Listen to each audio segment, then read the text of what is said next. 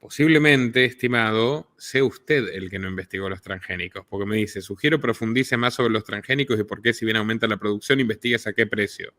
Se reduce el valor nutricional de los alimentos, por ejemplo.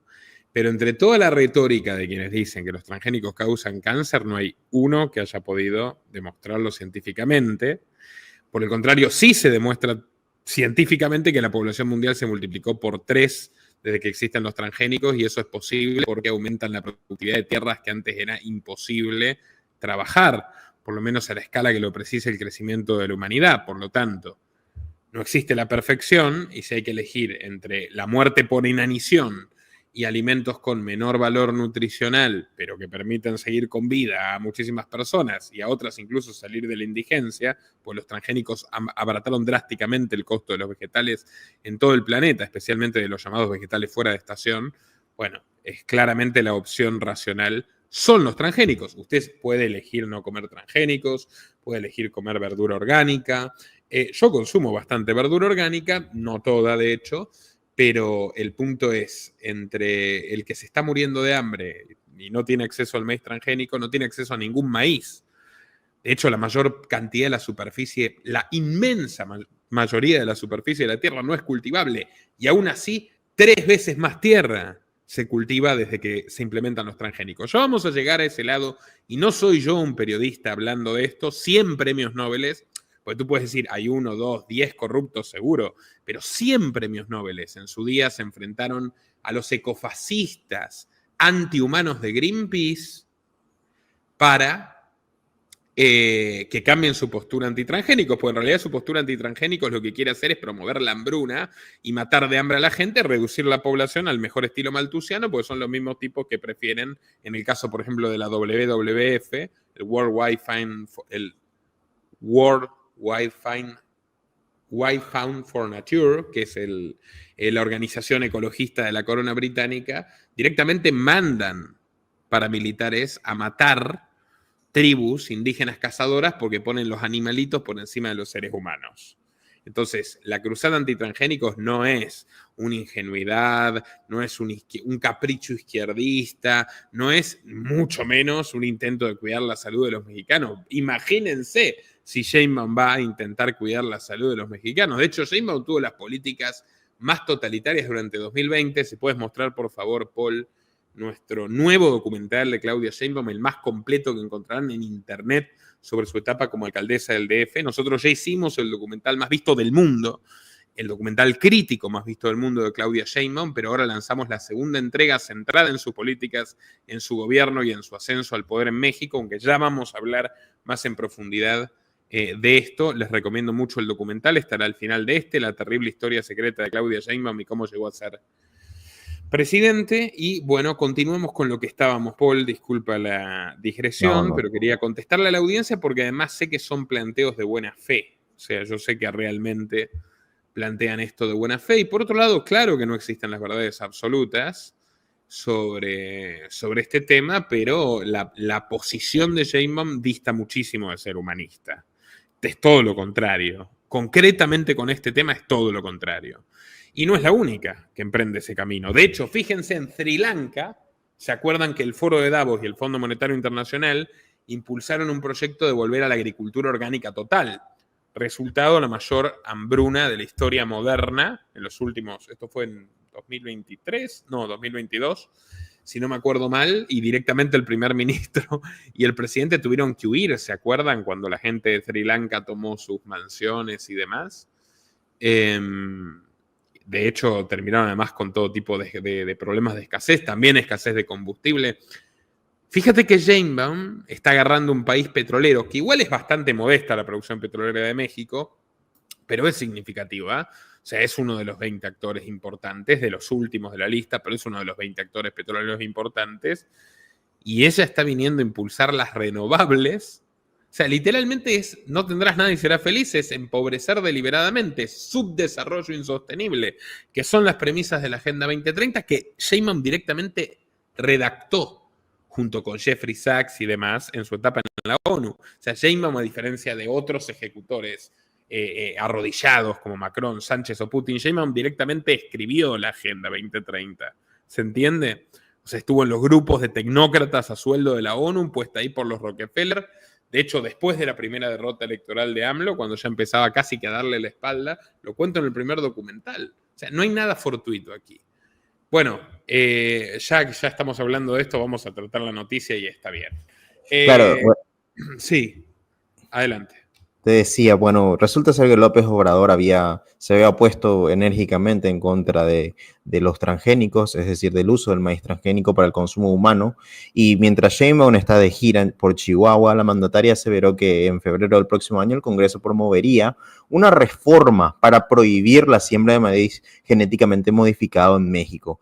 Y van a legislar, o sea, lo que voy a decir a continuación son declaraciones mismas de ella, están un poquito más aquí abajo.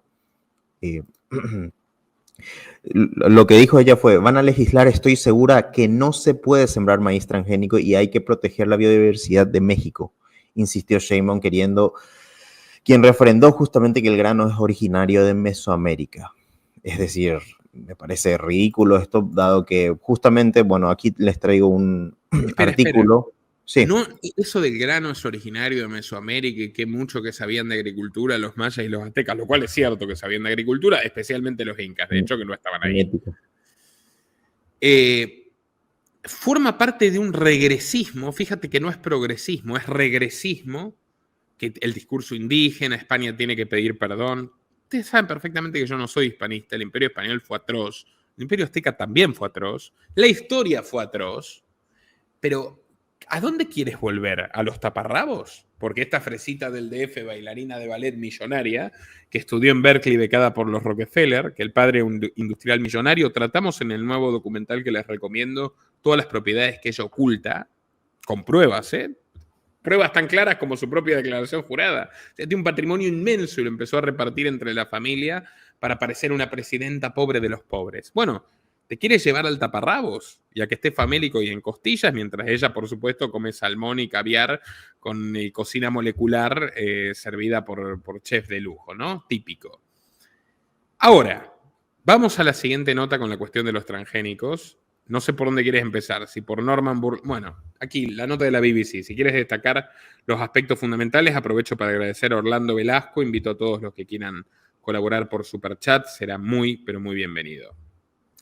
Bueno, Borlaug de joven fue a México justamente a llevar a cabo una investigación cercana a un centro y fue asistido justamente por una viuda, Katie Jones, quien la vio y, es decir, se conocieron cerca de la estación experimental del Valle Yankee. Ella lo ayudó justamente a poder llevar a cabo los experimentos que más adelante harían que se pudiese sembrar mucho más de lo que se cosecha actualmente, de lo que se cosechaba actualmente en ese entonces en Pakistán, utilizando distintas técnicas además de cruces genéticos.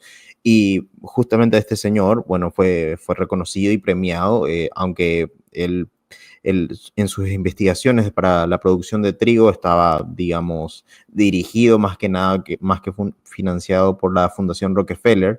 Él, sin embargo, no tenía el permiso para trabajar en esas tierras y es por eso que recibe su ayuda. El señor Borlaug, Norman Borlaug, que lo podemos ver en las imágenes, abandonó o, digamos, tuvo que distanciar de su familia, me refiero a su esposa Margaret y a su hija Janie, para poder realizar sus estudios en la Ciudad de México y posteriormente a sus descubrimientos, dado que fue probando distintas cepas o distintos tipos, mejor dicho, de trigo.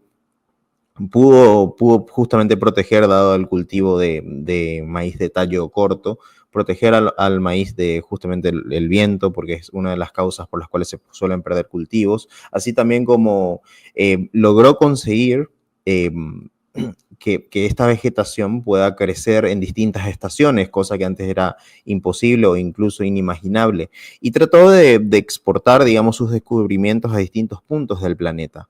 Pero bueno, se encontró con la resistencia de los distintos burócratas, incluso llegó a pelear, es decir, vociferar en contra de las autoridades hindúes, y de esto es justamente de lo que trata este artículo, y posteriormente me gustaría, si es que no quieres acotar algo, Nicolás, referirme a que, bueno, Greenpeace, como bien decía, claro, y justamente... Lo que voy a acotar es Norman Borlaug trabajó también para la Fundación Rockefeller. Y es curioso porque la generación de los 60 de científicos becados por los Rockefeller tenían intereses contrapuestos a la generación actual de políticos ecofascistas como Sheinbaum, formados y financiados por la Fundación Rockefeller. ¿Y por qué? Porque fue mutando la estructura del capitalismo. O sea, hasta entrado el siglo XX, por más que comienzan las inquietudes de reducción poblacional, concretamente la facción de la élite que representaban los Rockefeller, que todavía tenían el centro de su negocio en el petróleo, querían que haya más consumidores, más trabajadores, más personas, o sea, un mundo más poblado, que al fin y al cabo es el desarrollo y el devenir natural de la humanidad cuando la humanidad está sana. La humanidad decrece poblacionalmente en etapas de comunismo, miseria y horror, como el medioevo de la Iglesia como gobierno transnacional de Europa cristiana. Bueno, ahí, por ejemplo, decrece la población. Genocidios comunistas, Stalin, Pol Pot, decrece la población. Cuba, otros países comunistas, Norcorea, todos tienen invierno poblacional. Hasta China, que era un país que hablaba de superpoblación, ahora tiene invierno poblacional. Bueno, eso por un lado. País que le va bien, país que progresa demográficamente. En ese momento los Rockefeller querían que haya más y no menos personas en el mundo. Ahora quieren que haya menos, porque cambió la matriz, cambió la impronta de la élite. Es una élite tecnológica, tecnocrática, que ahora quiere que las máquinas, la inteligencia artificial y los robots produzcan masivamente, quieren quedarse con todo, con los recursos, con la propiedad, quieren que la gente se acostumbre a vivir con menos, que es toda la estupidez esta de los hábitos minimalistas, y Marie Kondo diciéndote que vas a ser feliz cuantas menos cosas tengas y demás, pero ellos seguramente viven en una mansión, no tengo duda de ello. Y toda esta épica de Davos y contamina y cuanto menos mejor y comparte tu bicicleta, tu camisa, tu departamento, tu perro, etc. Bueno, toda esta porquería, digamos, precisa menos personas porque quieren quedarse ellos con el planeta entero y ya no nos necesitan como esclavos. Por eso te dieron los transgénicos que salvaron millones de vidas, más allá de las cosas criticables que tengan, que las tienen, y ahora te los quitan para que se muera la gente de hambre y te dicen, no, en realidad los estamos cuidando y lo que queremos es agricultura orgánica, ¿verdad? Bueno, ahora sí vete a los 100 Nobels que se enfrentan contra Greenpeace. Además, la gente incluso ignora, cree que cuando defendemos los transgénicos estamos defendiendo plaguicidas o agrotóxicos, que son otra cosa. O sea, los puedes usar con transgénicos, los puedes utilizar con cultivos orgánicos, los tienes que utilizar, porque si no las plagas, a ver, voy a traer aquí de vuelta a nuestro estimado Bumper Crop, el ingeniero agrónomo libertario, a que explique mejor estas cosas que yo, pero ¿cómo no vas a combatir las plagas? Ahora, claro, tienes que usarlo con cautela. Hay algunos que son de estos productos que son muy baratos y son riesgosos para la gente y terminan envenenando, y eso es un crimen y eso hay que frenarlo. Obvio que sí, pero no están estrechamente vinculados plaguicidas y transgénicos. Los plaguicidas se deben utilizar y se utilizan en todos los cultivos. Transgénico es una forma de cultivo que es la que ha permitido que en estas últimas décadas la población pueda seguirse incrementando sin morir de hambre, justamente vencer la siniestra profecía de Malthus de que como la cantidad de tierra es limitada, la población debe ser limitada porque si no va a haber un apocalipsis. Bueno, ellos quieren generar el apocalipsis, como lo estamos viendo, a bombazo y a políticas limpias, ¿no? Como instrumentos. Ahora, desarrolla, Paul, por favor. Claro, bueno, más de 100 premios Nobel se oponían haciendo una campaña en contra de Greenpeace para que cambie sus puntos de vista respecto a los organismos genéticamente modificados. Y bueno, no es el único punto en el cual podríamos decir que Greenpeace está haciendo campañas totalmente equivocadas, pero se resalta que se están oponiendo al progreso y a la ayuda humanitaria, puesto que entre los transgénicos tenemos, por ejemplo, el arroz enriquecido en vitamina A o el arroz dorado, se puede ver en pantalla, el cual no sería posible si no fuese por esta tecnología, y deberían de admitir que este es un asunto en el que están equivocados y su posición está muy, muy lejos, digamos, en muchos casos de ser la exitosa. Justamente eso es lo que rescata este artículo, y también menciona que la Organización Mundial de la Salud estima que 250 millones de niños tienen la deficiencia de la vitamina A que justamente puede suplir este arroz.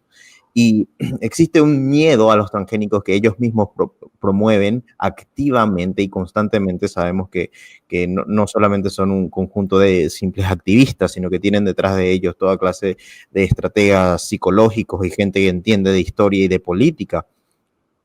Y así también de la misma forma, el debate mediático sobre estos problemas, bueno, muchas veces es inexistente. Perdón. No quiero empezar a meterme en temas espinosos, porque saben que esta plataforma no permite y no vamos a... Nosotros respetamos sus reglas, no queremos ningún problema con esta plataforma, ya está. No permite discutir profundamente ciertas cuestiones científicas, pero ¿ustedes se preguntaron por qué ya nunca más se habló del agujero de la capa de ozono? ¿No era que iba a terminar? Yo escuché que iba a terminar en 2012, ya colapsaba y íbamos a morir todos. ¿Dónde está? ¿Qué pasó con los agujeros de la capa de ozono? No los veo. Me parece que la capa de ozono sigue ahí, ¿no? O ya cambiaron de obsesión. También vieron que ya no es calentamiento, no le dicen calentamiento, sino cambio climático, etc. No estamos negando nada, simplemente hay un cambio, una mutación de nomenclaturas llamativa. O sea, los mismos tipos que antes promovían los transgénicos ahora los quieren prohibir, son los mismos tipos que antes decían, bueno, muchas cosas sobre cómo iba a producirse el desastre meteorológico mundial y ahora han cambiado sus fundamentos radicalmente. En cualquier momento van a volver con el discurso de que hay que evitar el enfriamiento global. Y seguramente hay que comprarle algún producto a ellos, ¿no? Porque la leña contamina y el gas también. Ya vimos que hasta prohibieron el gas natural en Nueva York para edificios nuevos. O sea, siempre que tú atacas un insumo o un producto demandado por el mercado, porque es más económico o es más eficiente, lo que estás haciendo es encarecer la vida, es hacer más pobres a los pobres.